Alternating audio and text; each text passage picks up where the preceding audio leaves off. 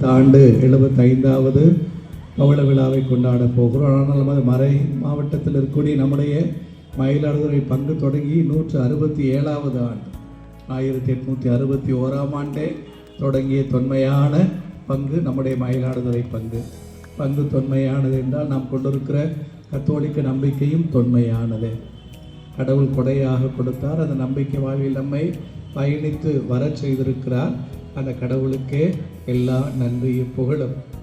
இப்படி பிரான்சிஸ் சவேரியாரை நம்ம ஆண்டு 75வது பவள விழாவை கொண்டாட போகிறோம். ஆனால் நமது மறை மாவட்டத்தில் இருக்கக்கூடிய நம்முடைய மயிலாடுதுறை பங்கு தொடங்கி 167வது ஆண்டு 1861ஆம் ஆண்டே தொடங்கிய தொன்மையான பங்கு நம்முடைய மயிலாடுதுறை பங்கு தொன்மையானது என்றால் நாம் கொண்டிருக்கிற கத்தோலிக்க நம்பிக்கையும் தொன்மையானது. கடவுள் கொடையாக கொடுத்தார். அந்த நம்பிக்கை வாழ்வில் நம்மை பயணித்து வர செய்திருக்கிறார். அந்த கடவுளுக்கே எல்லா நன்றியும் புகழும்.